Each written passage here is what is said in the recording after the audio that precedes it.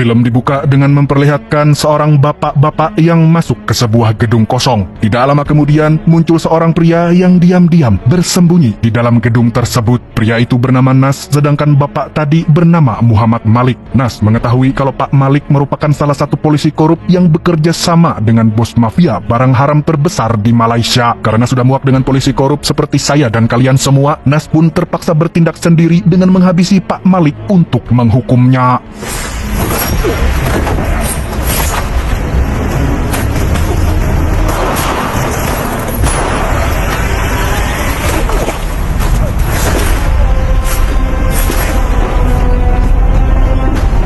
Setelah menghabisi Pak Malik, Nas segera membersihkan TKP untuk menghilangkan jejak-jejak dari aksi pembunuhannya itu. Kemudian dia pun pergi sambil membawa jasad Pak Malik yang sudah terbungkus rapi dengan plastik dan membuang jasad itu di sebuah tempat yang jauh dari perkotaan.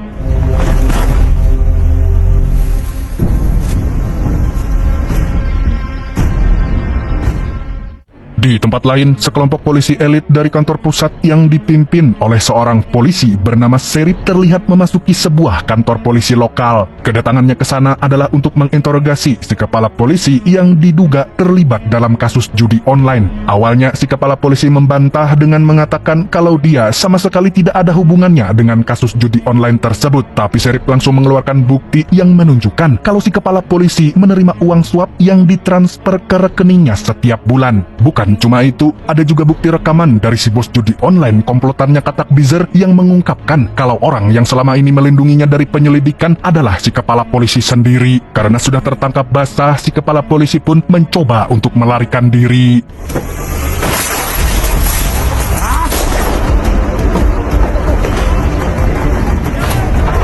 Apesnya, saat si kepala polisi mau kabur dengan mobilnya, ternyata Serip sudah selangkah lebih maju dengan mencuri setir mobilnya kepala polisi. Alhasil, Serip bersama timnya berhasil menangkap kepala polisi yang korup itu.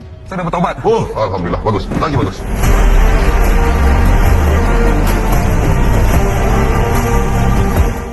Setelah itu, Serip kembali ke kantornya untuk menyimpan berkas penyelidikan judi online yang baru saja diselesaikannya. Saat ingin menaruh berkas di dalam laci, dia tidak sengaja menemukan fotonya bersama sang ayah saat dia masih bocil. Jadi, ayah Serip juga merupakan seorang polisi. Namun sayangnya, ayahnya terlibat dalam kasus korupsi hingga menjadi buronan polisi. Ayahnya pun harus tewas tertembak saat mencoba kabur ketika polisi meringkusnya. Dan sejak saat itulah, Serip sangat membenci polisi yang tukang korup karena mengingatkannya kepada ayahnya yang telah tiada.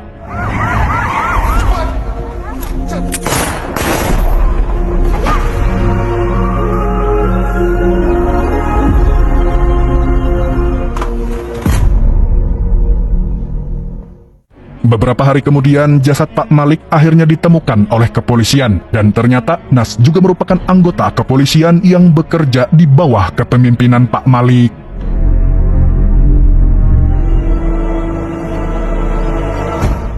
Jadi sebenarnya Nas ini memiliki identitas rahasia sebagai pembunuh berantai yang dijuluki Mad Killer. Dalam aksinya itu, Nas tidak membunuh sembarangan orang, melainkan hanya membunuh orang-orang jahat yang terlibat dalam jaringan sindikat barang haram yang dipimpin oleh seorang mafia bernama Tony Ifrit. Ya, kalian tidak salah dengar, namanya Tony Ifrit. Berkat keuntungannya sebagai anggota kepolisian inilah yang membuat identitasnya sebagai Mad Killer belum diketahui siapapun sampai sekarang. Andaikan di Konoha ada polisi kayak Nas ini, pasti kejahatan di Konoha akan turun drastis. Dan karena korban pembunuhan Mad Killer semakin banyak, kepala polisi yang bernama Hafsan pun memanggil seorang polisi dari unit pasukan khusus D1 bernama Jennifer Wong alias Jen untuk membantu mereka menangkap si Mad Killer ini. Saya di sini ditugaskan untuk mencari Mad Killer. Di sisi lain, Tony Ifrit, si bos mafia itu sedang menyiksa salah satu anak buahnya karena tidak becus melaksanakan tugasnya, yang hampir saja membuat identitasnya diketahui oleh Mad Killer. Merasa situasinya dalam bahaya, Tony pun memerintahkan anak buahnya yang bernama Kapak untuk mengintai para anggota Satgas anti barang haram karena dia curiga kalau salah satu dari mereka adalah Mad Killer. Kau jangan cakap siapa. Aku tak tahu. Apa? Follow bro ni. Okey. Setelah mendapat instruksi dari Tony, Kapak mulai menjalankan misinya untuk mengintai salah satu anggota Satgas. Tapi saat dia sibuk mengintai, tiba-tiba saja dia disergap oleh Nas yang muncul entah dari mana. Kemudian Nas membawa Kapak ke gedung kosong yang pernah menjadi TKP pembunuhan Pak Malik. Nas pun terus menyiksa Kapak dan memaksanya untuk memberitahu di mana lokasi markasnya Tony. Kenapa beritahu aku tempat Tony? Dan keesokan harinya, tubuh Kapak pun ditemukan oleh kepolisian dalam kondisi sudah tidak bernyawa. Yang tadinya dia Kapak, sekarang jadi kapok. Di kantor polisi, seorang polisi wanita bernama Syazlin yang juga merupakan kakak Nas tiba-tiba mendapat sebuah kiriman paket misterius dari seorang anonim. Saat dia membuka isi paketnya, betapa kagetnya Sya saat mengetahui ternyata paket itu berisi cetak biru lokasi markasnya Tony. Sya pun segera memberitahu rekan-rekan setimnya tentang cetak biru itu. Para anggota Satgas menduga kalau paket itu dikirimkan oleh Matt Killer, karena siapa lagi orang yang sangat terobsesi untuk menangkap Tony selain si pembunuh berantai tersebut. Meski masih belum percaya sepenuhnya kalau informasi ini benar adanya, tapi mereka semua sepakat untuk menggerebek tempat tersebut malam ini juga. Kita raid tempat ni malam ni. Jangan bagi tahu siapa-siapa. Setelah itu, Sya mulai mengatur rencana penggerebekan yang akan mereka lakukan malam ini bersama timnya. Kita akan jaga area depan.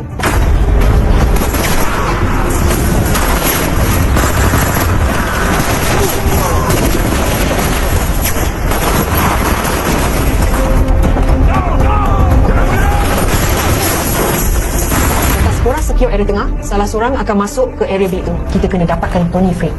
Hidup-hidup.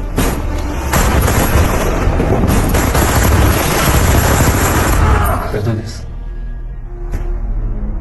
Kita tunggu apa lagi?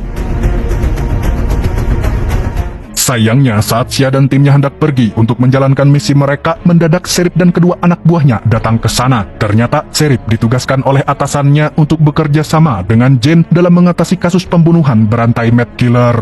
Selama perkenalan, Serip mengatakan kalau dia sudah mempelajari berkas penyelidikan kasus tersebut dan dia sangat yakin kalau Matt Killer yang asli ada di antara anggota kepolisian dalam unit narkotika ini. Tidak terima dicurigai sebagai pembunuh, para anggota Satgas pun kesal karena Serip hanya menuduh mereka tanpa alasan dan bukti yang pasti. Tuan Malik, yang berkemungkinan korang.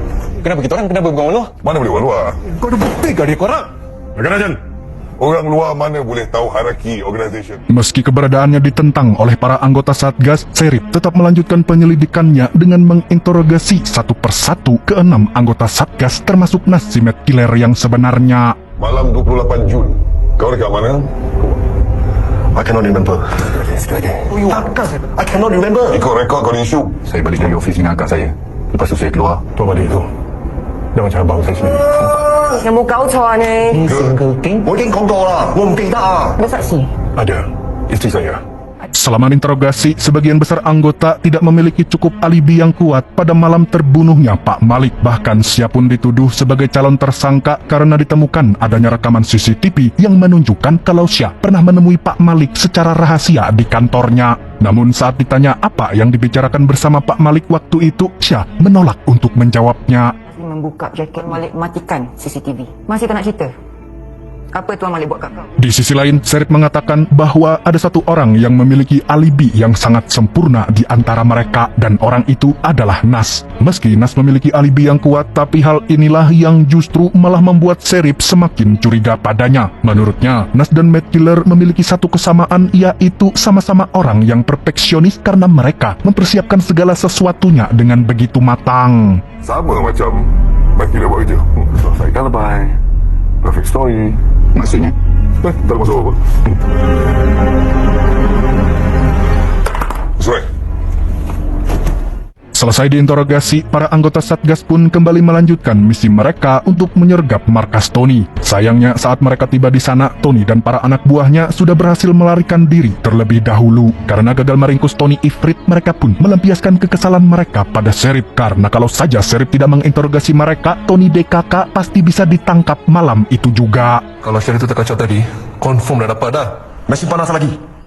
Masih kesal karena misi penggerebekan mereka tadi malam gagal, para anggota Satgas mulai bergosip ria membicarakan Serif. Seorang anggota bernama Faruk memberitahu rekan-rekannya kalau ayah Serif itu dulunya pernah ditembak mati oleh polisi saat ketahuan kabur karena membawa uang suap. Karena itulah dia yakin kalau Serif kemungkinan bukanlah orang baik yang selama ini dia perlihatkan di depan mereka semua. Selain itu, anggota lainnya yang bernama Naga juga menaruh curiga pada Serif karena tidak sengaja melihat Serif yang sering keluar masuk kamar mandi, tapi sabun di kamar mandi tidak bolong. Dah 7-8 kali ni dari pagi tadi. Asyik masuk tandas je. Di saat yang bersamaan, Serif keluar dari ruangannya dan pergi ke kamar mandi. Karena penasaran, mereka langsung membuntuti Serif dan saat Nas mengintip dari balik pintu, Serif ketahuan sedang menghisap sesuatu yang diduga adalah obat terlarang. Tanpa basa-basi, mereka pun segera menyergap Serif.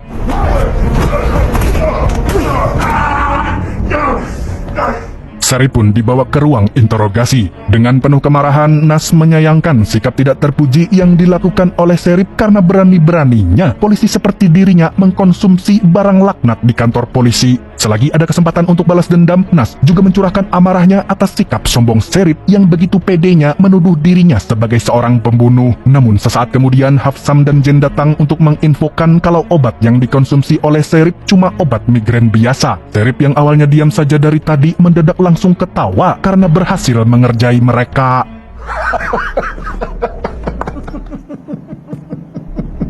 Dah hisap macam ni tuan. Biasalah, kes ni kan complicated. Namun, dari situlah Serif semakin yakin kalau Nas adalah sang pembunuh berantai Matt Killer saat melihat betapa antusiasnya Nas yang ingin menangkapnya daripada anggota Satgas lainnya. Meski begitu, Nas tidak takut dengan gertakan Serif karena saat ini dia tahu kalau Serif belum memiliki bukti atas tuduhannya itu. Namun Serif tetap menantang Nas dengan berkata kalau dia akan segera mengungkapkan semua penyamaran Nas sebagai Matt Killer. Tuhan kau tu tak ada nilai kat mahkamah. Perdana Menteri pun boleh masuk penjara. Sepulangnya ke rumah, Sia memberanikan diri untuk bertanya pada adiknya itu apa benar kalau dia tidak terlibat sama sekali dengan kasus pembunuhan Matt Killer. Bukannya menjawab, Nas malah kesal karena sang kakak juga ikut menuduhnya sebagai pembunuh dan lebih mempercayai ucapan orang lain daripada adik kandungnya sendiri. Sebab aku selalu keluar malam, kau cakap aku pembunuh ke Syah? Hati aku sendiri, aku tetap akan tangkap. Tuduh aku, baik kau bagi tahu aku apa Tuan Malik buat dengan kau dalam bilik dia. Karena tidak ingin terus dicurigai oleh kakaknya, Nas pun buru-buru masuk ke dalam kamar. Saat Nas pergi ke balkon untuk nyebat, dia melihat ada sebuah mobil yang mengirimkan sinyal pesan padanya. Menyadari hal itu, Nas pun segera turun untuk menemui si pemilik mobil tersebut. Dan orang yang menemuinya adalah Daus, teman sekaligus informan Nas yang diam-diam telah menyusup sebagai anak buahnya Tony. Saat itu Daus mengatakan kalau dia sudah tidak sanggup lagi untuk membantu Nas karena takut dibunuh oleh Tony kalau sampai identitasnya terbongkar. Nas pun memahami kegelisahan yang dirasakan oleh sahabatnya itu dan berjanji akan segera mengakhiri semua ini asalkan Daus bersedia melakukan tugas terakhir darinya. Kemudian Nas memberikan sebuah amplop berisi tugas yang harus diselesaikan Daus sebelum mengakhiri kesepakatan mereka. Tahu tak dalam balai kau tu ada tikus. Lepas baca, bakar. Dengan Tony cincang aku hidup-hidup lah. Aku mampus tahu tak? Ini last deal aku dengan kau, lepas ni kau tak payah tolong aku lagi. Di hari berikutnya, Nas dipanggil oleh Serif dan Jen untuk kembali diinterogasi. Kali ini, Serif kelihatan begitu percaya diri untuk membuktikan kalau Nas memang benar adalah Matt Killer. Sesuai aba-aba dari Serif, Jen pun mulai memutar sebuah rekaman video yang memperlihatkan seorang wanita sedang disiksa dan dipaksa bermain kuda-kudaan oleh Tony. Namun siapa sangka wanita yang berada di video itu adalah Inspektur Wani, pacarnya Nas sekaligus anggota Satgas yang pernah ditugaskan untuk menyusup ke dalam organisasinya Tony. Namun sayangnya penyamarannya itu terbongkar karena diduga ada seorang pengkhianat di dalam departemen mereka yang menjadi antek-anteknya Tony. Dan dari bukti inilah Serif begitu yakin kalau motif Nas membunuh Pak Malik adalah untuk balas dendam atas kematian tunangannya tersebut.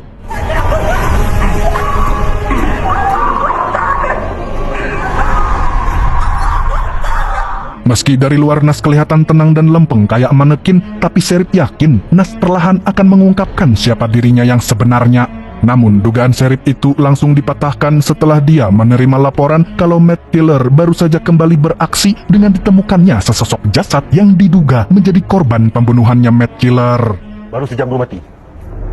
Saksi polisi nampak mayat dah dikeluarkan daripada sebuah sedan berwarna hijau. Berkat penemuan jasad itu, Nas semakin pede kalau dia akan segera disingkirkan dari daftar tersangka dan identitasnya sebagai Matt Killer yang asli pun akan aman. Namun sialnya, seorang anggota polisi tiba-tiba datang dan mengatakan kalau mereka berhasil melacak keberadaan tersangka yang diduga sebagai Matt Killer. Mendengar kabar itu, Sheriff langsung tancap gas mengejar si tersangka dengan menaiki sepeda motor. Sementara itu, Nas juga ikut mengejar dari belakang bersama anggota Satgas lainnya.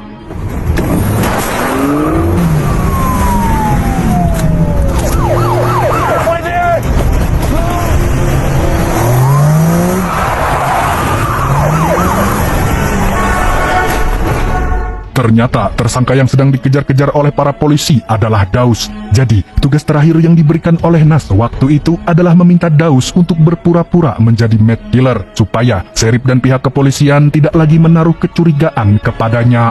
Meski Sheriff sempat kehilangan jejak Daus karena tidak sengaja terjatuh dari motor, tapi dia berhasil mengejar Daus kembali. Sampai akhirnya Daus pun terpojok dan sudah tidak bisa kabur kemana-mana lagi.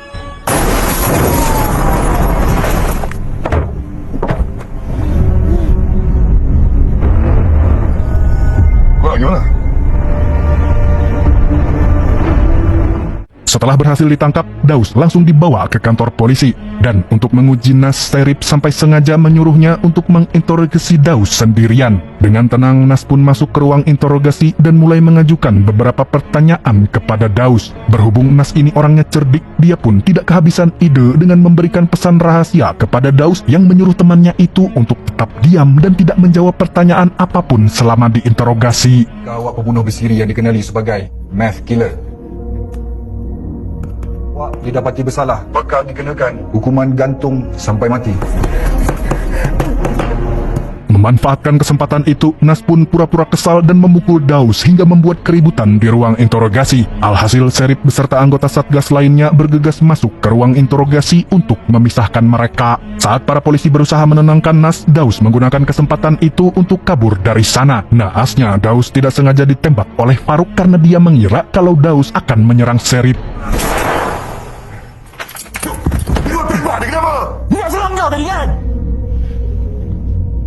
Dan karena insiden itu, Faruk pun diskors selama beberapa hari karena lalai dalam bertugas.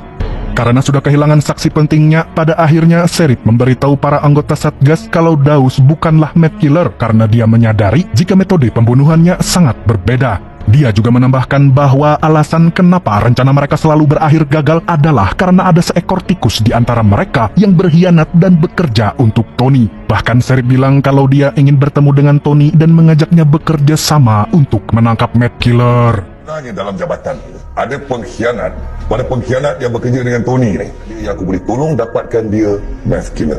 Aku nak jumpa dia. Aku nak sama-sama bekerja sama dengan dia. Itu je. Malamnya di markas Tony, dua anak buahnya Tony terlihat membawa seseorang yang mengenakan penutup di kepalanya. Saat penutup itu dibuka, identitas orang tersebut tidak lain adalah Jen, si polisi dari unit pasukan khusus D1.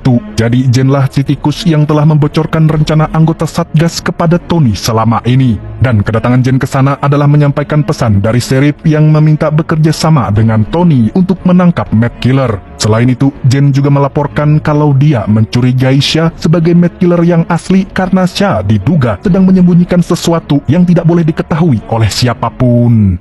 Kenapa dia? She's the Matt Killer. Okay, I know. I just tak ada bukti lagi. Di tempat lain, Nas pergi ke tempat rahasianya, yaitu gedung kosong yang digunakan untuk membunuh para korbannya. Dia pun tiba-tiba membayangkan temannya, Daus, yang mungkin saja ketakutan karena dipaksa untuk membunuh seseorang. Mengingat itu, Nas jadi semakin merasa bersalah karena sudah menyeret temannya untuk melakukan hal-hal keji seperti ini. Aku tak salah. Meski begitu, Nas sudah tidak bisa mundur lagi. Hingga akhirnya dia pun membakar habis tempat tersebut sampai tidak ada satupun barang bukti yang tersisa.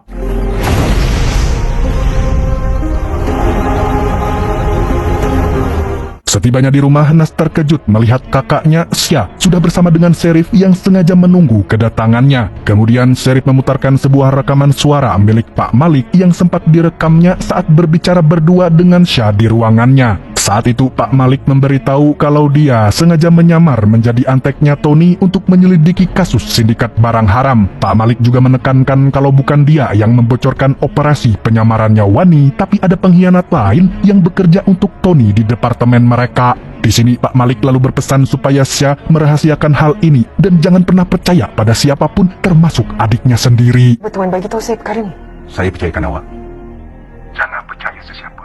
Dari pengakuan Pak Malik inilah terbukti kalau Nas sudah membunuh orang yang tidak bersalah. Syah dan Seri pun meminta Nas untuk segera menyerahkan diri. Meski Matt Killer hanya membunuh orang jahat, tapi yang namanya pembunuhan tetaplah perbuatan yang salah. Sheriff juga percaya kalau Nas sebenarnya bukanlah orang jahat karena di dalam dirinya masih ada integritas yang begitu kuat sebagai seorang polisi sejati. Kau ni bukan orang jahat.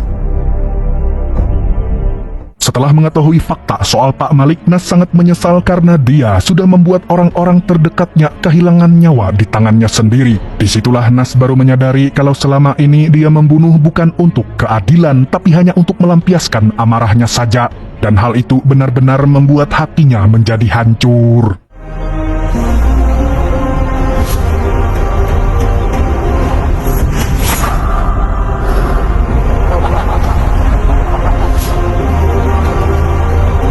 Sementara itu, Sheriff yang mau pulang tiba-tiba mobilnya ditabrak oleh sebuah truk. Saat sadar dia sudah dibawa oleh anak buahnya Tony ke markasnya. Di sana, Sheriff akhirnya bisa bertemu dengan Tony Ifrit, si bos mafia yang tengah menjadi buronan polisi. Tanpa banyak cincong, Sheriff dan Tony langsung adu gelut dengan tangan kosong untuk menunjukkan kejantanan mereka.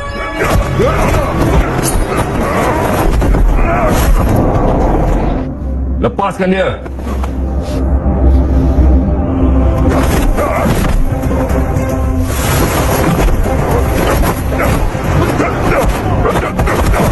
Tengok sini.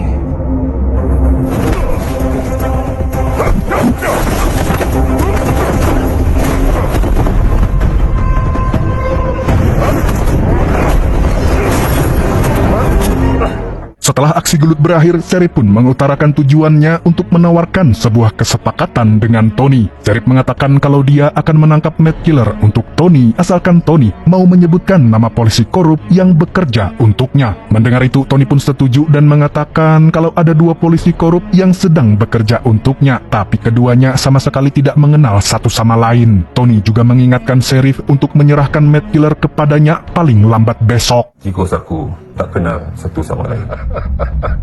Okey. Keesokan harinya saat Nas baru saja sampai di parkiran kantor polisi, tiba-tiba Jen datang dan masuk ke dalam mobilnya. Jen mengatakan kalau dia sebenarnya sudah tahu kalau Nas adalah Matt Killer yang asli dan dia juga memiliki bukti ketika Nas bertemu dengan Daus waktu itu. Saat itu juga Jen langsung membuat kesepakatan dengan Nas. Jen berjanji akan merahasiakan identitas Nas sebagai Matt Killer, tapi sebagai imbalannya Nas harus bersedia bekerja sama dengannya untuk menyingkirkan Tony. Look, aku percaya dengan Matt Killer, tapi kau kena percaya aku. Nas yang setuju bekerja sama dengan Jen dibawa ke sebuah tempat oleh Jen untuk pergi ke markas Tony. Namun, saat anak buah Tony datang menjemput, tiba-tiba saja Jen langsung memukul Nas hingga pingsan. Di kantor polisi, terlihat Sheriff bersama anggota Satgas lainnya sedang kebingungan karena Nas dan Jen tiba-tiba menghilang. Tidak lama kemudian, Syah menerima sebuah tautan link dari nomor WhatsApp Nas. Dan saat diperiksa, link itu berisi rekaman video yang menunjukkan kalau Nas sedang disandra oleh Tony. Dalam video itu, Tony memperingatkan polisi agar segera menyerahkan Matt Killer padanya kalau tidak ingin Nas terluka. Selain itu, Tony ternyata sudah membuat video palsu di mana Jen juga sedang berpura-pura disandra oleh Tony. Bila budak-budak aku dah sampai kat sana, Matt Killer tak nak suruh kau datang tu. Demi menyelamatkan Nas dan Jen, Syah pun mengatakan jika dia bersedia berpura-pura menjadi Matt Killer untuk menjebak Tony. Sesuai instruksi dari Tony, Jen pergi ke lokasi tempat di mana para anak buah Tony akan datang menjemputnya. Sebelum pergi, anak buah Tony memeriksa apakah Syah memiliki alat pelacak yang disembunyikannya. Dan setelah berhasil menyingkirkan alat pelacaknya, barulah mereka membawa Syah menuju ke markas Tony. Tapi jangan risau. Kita ada.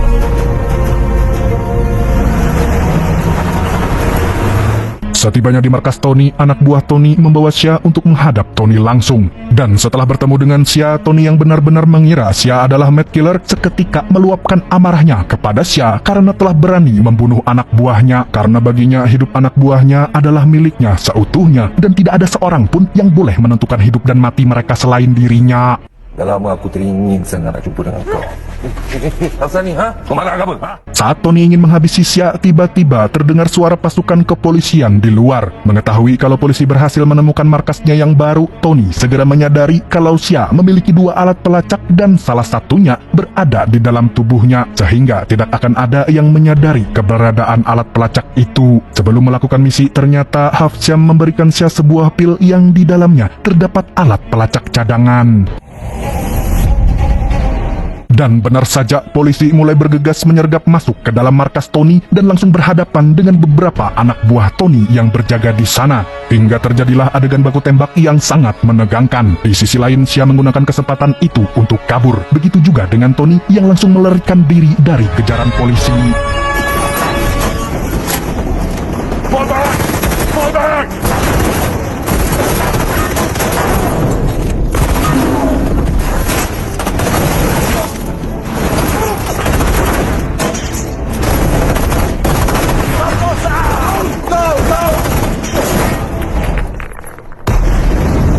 Sementara itu, Sheriff beserta anggota Satgas lainnya sudah mengepung lokasi tempat penculikan Jen. Dengan waspada, Hafsam bergerak maju untuk memastikan apakah Jen disekap di sana atau tidak. Namun saat dia memeriksa ke dalam, orang yang berada di sana bukanlah Jen, tapi sudah digantikan dengan warga biasa yang tidak bersalah. Dan yang lebih mengejutkannya lagi, ada bom waktu yang terpasang di tubuh Sandra tersebut. Sebelum mereka sempat keluar, naasnya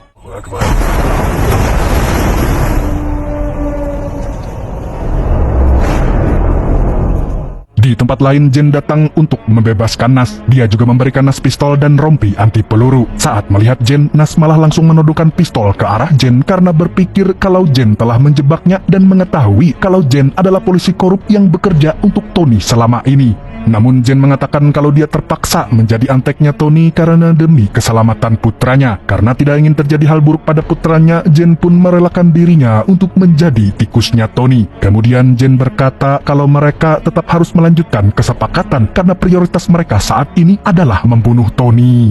Singkat cerita, Nas pun berhasil mengejar Tony yang tengah melarikan diri. Mereka lalu terlibat dalam perkelahian yang begitu sengit. Walaupun sempat terpojok akibat serangan bertubi-tubi dari Tony, tapi pada akhirnya Nas berhasil melumpuhkan Tony dengan tusukan mautnya itu.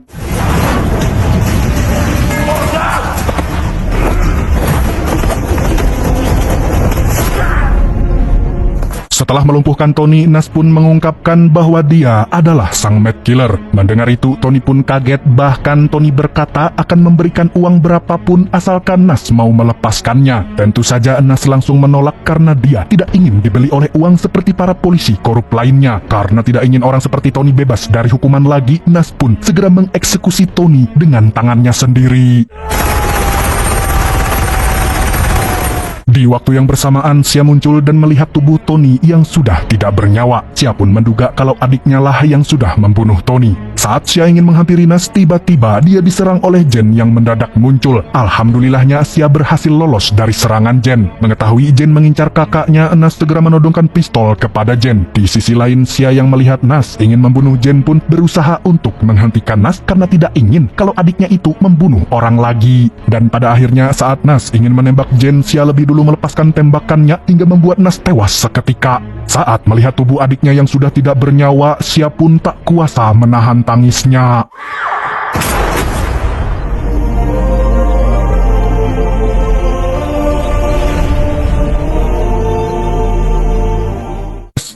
Filter mic barunya bikin gak nyaman nih. Pecah suaranya jadinya. Kita coba turunin gain aja ya. Kok aku ngerasa pecah-pecah ya? Kayak nggak ngefilter dengan sempurna itu loh. Sebelum mulai, dulu dong Bang Udin editor. Mang Tobi jangan nyindir-nyindir polisi lagi. Takutnya polisinya kesinggung. Bukannya memihak ke polisi, takutnya ketangkep. Nggak ada lagi deh yang ngehibur saya. Tenang aja Mbak ya. Sorry, lambat sikit. Sesaat kemudian terdengar suara pasukan sheriff yang baru tiba di markas. Saat itu juga Jen langsung menghabisi Farouk dengan sekali tembakan. Dia melakukan hal itu supaya penyamarannya sebagai antek Tony tidak ketahuan oleh polisi karena dia masih harus memastikan kalau putranya tetap aman. Beberapa hari kemudian, Jen melakukan presentasi hasil penyelidikan terkait 2 kasus yang terjadi kemarin di depan para petinggi kepolisian. Di mana di dalam presentasinya, Jen mengklaim bahwa Farouk adalah satu-satunya polisi korup yang telah berkhianat dan bekerja sama dengan Tony setelah dibuktikan dengan adanya ponsel sekali pakai yang ditemukan di dalam saku Farouk dan juga panggilan terakhir tertuju pada nomor Tony. Selain itu, dia juga menyebutkan kalau Naslah yang sudah membunuh semua orang yang ada di sana karena dialah si Mad Killer yang asli. Para petinggi dan anggota kepolisian lainnya yang hadir pun memuji kinerja Jen karena berhasil mengungkap kasus pembunuhan Mad Killer dan kasus sindikat barang haram Tony. Sekian daripada saya, ASP Jennifer Wong. Congrats. Saat akan pulang, Jen berpapasan dengan 2 anggota Satgas. Jen pun berpura-pura bersimpati atas kematian Xia dan menyesal tidak bisa menyelamatkan Xia tepat waktu. Namun, seperti ada geledek di siang bolong, kedua anggota Satgas itu mengatakan kalau Xia ternyata selamat dan saat ini sedang berada di rumah sakit untuk masa pemulihannya. Mendengar itu membuat Jen langsung ketar-ketir karena khawatir kalau Xia akan membongkar semua kejahatannya. Shah survive. Wow, thank God. Sebelum semua penyamarannya terbongkar, Jen memutuskan untuk melenyapkan Xia untuk selamanya. Dengan berpura-pura menjenguk Xia, Jen pun masuk ke dalam salah satu kamar inap tempat Xia dirawat. Di sana, Jen sudah menyiapkan sebuah racun yang dimasukkan ke dalam air minum dan berharap Xia akan meminum air beracun itu setelah sadar nanti. Di waktu yang bersamaan, Serif masuk ke kamar tersebut. Betapa terkejutnya Jen saat melihat kedatangan Serif dan tanpa basa-basi, Serif berkata kalau sebenarnya dia sudah tahu kalau Jen adalah polisi korup yang bekerja untuk Tony. Dia juga tahu kalau Jen berniat untuk membunuh Xia. Sebagai bukti atas kebohongannya, Serif mengeluarkan sebuah kertas yang ternyata adalah kwitansi biaya sekolah putri Jen yang dia temukan di markas lamanya Tony. Meski sudah ada barang bukti, tapi Jen masih berusaha mengelak dari semua tuduhan itu. Mungkin kau sebenarnya dah lama kerja dengan Tony.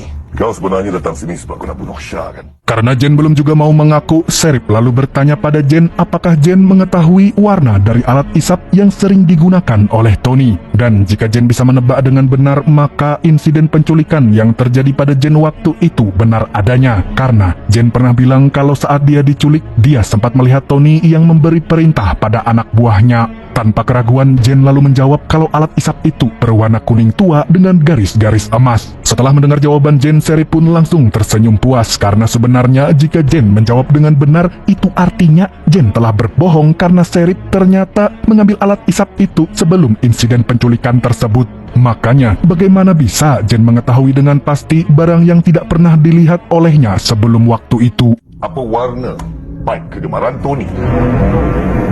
Yellow. Tapi aku curi pipe ni masa aku jumpa Tony.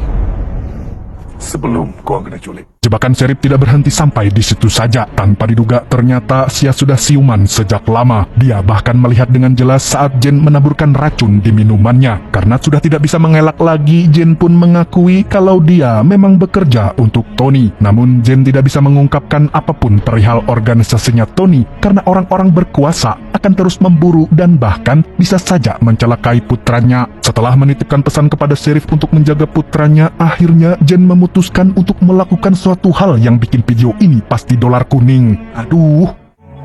Jaga anak aku. Aku dah tahu banyak sangat rahsia Tony. Beberapa minggu kemudian, sesuai janjinya kepada Jen, Serif bersedia menjadi orang tua pengganti untuk putranya Jen. Melihat putra Jen, Serif teringat akan dirinya yang juga telah kehilangan sosok ayah tercinta saat dia masih kecil. Dia pun berjanji akan menjaga putra Jen dengan sepenuh hati.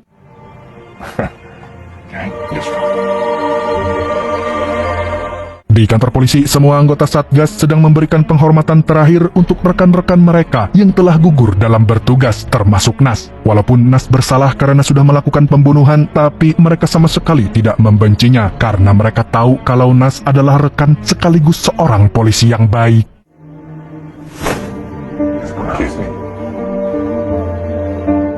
Hari berikutnya, Serif dan Syah pergi ke gedung pengadilan. Di sana, mereka bertemu dengan hakim yang pernah membebaskan Tony sebelumnya. Ternyata, mereka sudah bekerja sama dengan KPK untuk menangkap sang hakim karena diduga terlibat dalam kasus Tony. Dan kali ini pun, mereka akan kembali berjuang sekuat tenaga untuk menegakkan keadilan di dunia yang serba korup ini. Lalu, film pun tamat dengan sangat memuaskan.